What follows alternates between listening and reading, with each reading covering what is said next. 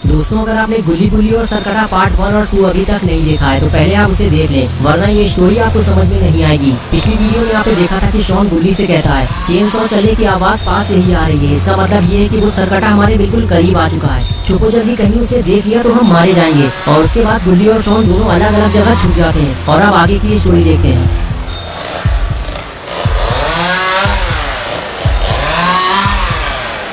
लगता है शॉन की खोपड़ी में भूसा भरा हुआ है, तभी वो ऐसी जगह छुपा है जहाँ से सरकटा उसे आसानी से देख सकता है। गुल्ली भी इस बात को अच्छी तरह से जानता है, लेकिन अब वो कुछ नहीं कर सकता क्योंकि सरकटा अंदर आ चुका है।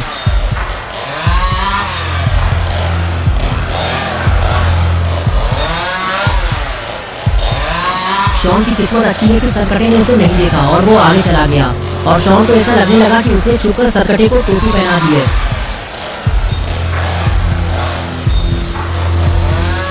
कुछ देर तक तो शॉन छुपकर सरकटे को देखता रहा, लेकिन जैसे ही सरकटा गुल्ली की तरफ आगे बढ़ने लगा, शॉन फौरन बाहर निकलकर खड़ा हो गया और कहने लगा, गुल्ली वहाँ से भागो, सरकटा तुम्हारी तरफ आ रहा है। शॉन का बस इतना कहना था कि वो सरकटा वहीं रुक गया और शॉन की तरफ पलटा। शॉन ने जैसे ही देखा कि वो सरकटा मुझे देख रहा है, वो फौरन वहाँ से भागने लगा, क्योंकि शॉन इस बात को अच्छी तरह से जानता है कि सरकटे से दूर रहने में ही उसकी भलाई है। इसलिए वो फौरन घर की छत पर चढ़ गया। लेकिन अब सरकटा उसका पीछा इतनी आसानी से नहीं छोड़ने वाला। शॉन ने चिल्लाकर अपने लिए मुसीबत खड़ी कर ली है। गुल्ली ने जब शॉन को मुसीबत में फंसा देखा तो फौरन कुल्हाड़ी उठाकर उसकी मदद के लिए आगे जाने लगा। गुल्ली को भी अपनी जान का खतरा है, लेकिन अगर वो शॉन की मदद नहीं करेगा तो सरकटा शॉन को मार डालेगा। इसलिए गुल्ली छुपते छुपाते हुए धीरे धीरे सरकटे के पास जाने लगा। लेकिन अगर सरकटे ने गुल्ली को देख लिया तो वो उस पर हमला कर देगा। इधर शॉन सरकटे को डंडे से डराकर भगाने की कोशिश कर रहा है और सरकटे का सारा ध्यान शॉन पर है। बस इसी मौके का फायदा उठाते हुए गुल्ली ने सरकटे पर कुल्हाड़ी से हमला कर दिया और सरकटा सीढ़ी से नीचे गिर पड़ा। गुल्ली सरकटे का खेल यहीं खत्म कर देना चाहता है, लेकिन उसे समझ में नहीं आ रहा कि इसे मारा कैसे जाए। जब सर कटने के बाद भी ये जिंदा है तो अब ये मरेगा कैसे। तभी शॉन गुल्ली से कहता है कि तुम इसे मार नहीं पाओगे गुल्ली, तुम इसका पैर काट दो, फिर ये हमारा पीछा नहीं कर पाएगा। गुल्ली को शॉन की ये बात सही लगी और उसने कुल्हाड़ी से सरकटे का एक पैर काट दिया। शॉन ने कहा, एक पैर काटने से काम नहीं चलेगा गुल्ली, दूसरा वाला पैर भी काट दो। अगर तुम्हें डर लग रहा है तो मैं तुम्हारे पास आ जाता हूँ, ये लो। अब तुम्हें डरने की कोई जरूरत नहीं है, काटो इसका दूसरा पैर। और फिर गुल्ली ने सरकटे का दूसरा पैर भी काट दिया। शोरगुल की आवाज सुनकर झंडू अंकल भी वहाँ आ गए और कहने लगे, चलो जल्दी गुफा के अंदर चलते हैं वरना सरकटा आ जाएगा। गुल्ली बोला, अंकल अब हमें कहीं छुपने की जरूरत नहीं है, जिससे आप डर रहे हैं वो तो यहाँ पड़ा हुआ है, मैंने उसके पैर काट दिए हैं। अंकल को गुल्ली की बात पे भरोसा नहीं हुआ और वो सरकटे को देखने के लिए उसके पास चले गए। पास जाकर जब अंकल ने सरकटे को देखा तो उनको अपनी आंखों पर यकीन नहीं हुआ कि गुल्ली ने सरकटे के पैर काट दिए हैं और वो उनके सामने पड़ा हुआ है। अंकल ने कहा, गुल्ली तुमने ये सब किया कैसे? मुझे तो सिर्फ ये सोचकर ही डर लग रहा है कि अगर ये तुम पर पलटकर हमला कर देता तो तुम जिंदा नहीं बचते। गुल्ली बोला, अंकल अगर मैं इसके पैर नहीं काटता तो ये शॉन का कुछ ना कुछ जरूर काट देता, इसीलिए मुझे इसके पैर काटने पड़े और अब ये हमारा पीछा नहीं कर पाएगा।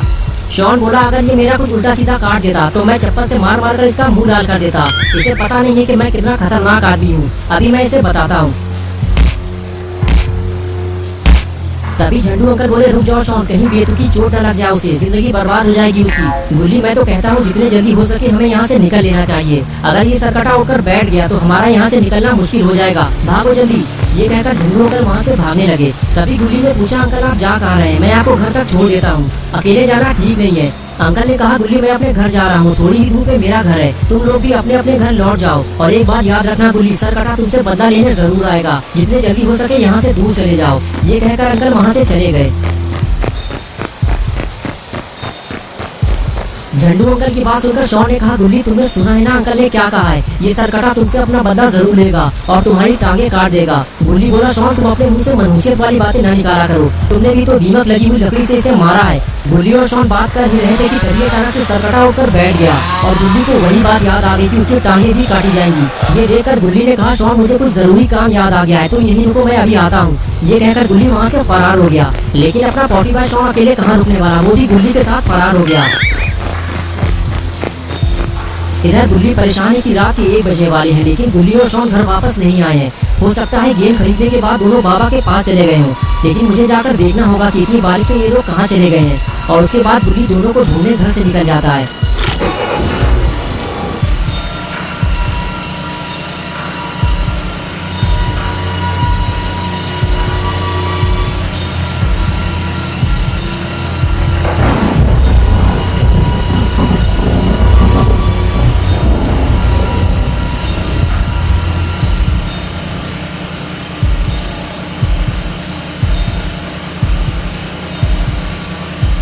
कुछ देर बाद बुल्ली जब बाबा के घर पहुंचता है तो देखता है बाबा के घर का दरवाजा बंद है।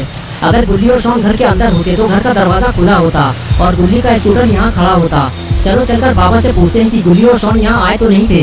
यही सोचकर गुल्ली आगे बढ़ता है और काफी देर दरवाजा खटखटाने के बाद भी जब दरवाजा नहीं खुलता तब गुल्ली समझ जाता है कि बाबा घर पे नहीं है और फिर वो वापस जाने लगता है। गुल्ली को समझ में नहीं आ रहा कि अब गुल्ली और शॉन को कहाँ ढूंढा जाए। चुन्नी का गेम स्टोर भी अब बंद हो चुका होगा, लेकिन चलो चलकर देख लेते हैं, हो सकता है किसी वजह से स्टोर खुला हो और दोनों वहाँ बैठे हों। गुल्ली ने अपनी गाड़ी मोड़ी और सीधे गेम स्टोर की तरफ निकल गया।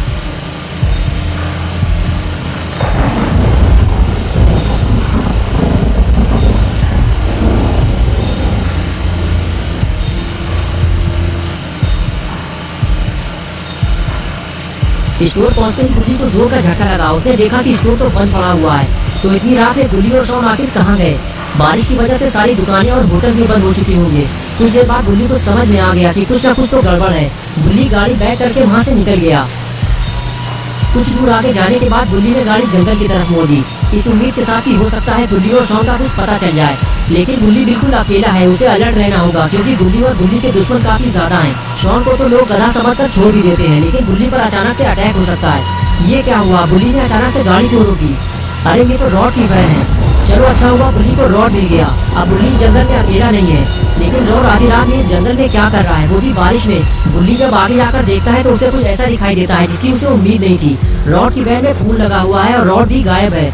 गुल्ली वैन के पास खड़ा हुआ था, तभी उसे कुछ हलचल महसूस हुई। अरे ये तो रॉड है, लेकिन ये गुल्ली को देखकर छू क्यों रहा है? गुल्ली बोला, रॉड मैंने तुम्हें देख लिया है, लेकिन तुम छू क्यों रहे हो? मैंने तुम्हारी गाड़ी में लगा हुआ खून भी देख लिया है। जरूर तुमने कोई कांड किया है, तभी तुम यहाँ छुपे हुए हो। लेकिन रॉड कुछ नहीं बोलता, बस वो बार बार पीछे मुड़कर देखता रहता है। तो दोस्तों, आखिर रॉड गुल्ली से क्या छुपा रहा है और रॉड की वैन में आखिर किसका खून लगा हुआ है, ये सब हम देखेंगे पार्ट 4 में। तो दोस्तों, अगर आप पार्ट 4 देखना चाहते हैं तो इस वीडियो को लाइक करें और चैनल को सब्सक्राइब करें। बेल आइकन प्रेस करके ऑल नोटिफिकेशन ऑन करना ना भूलें।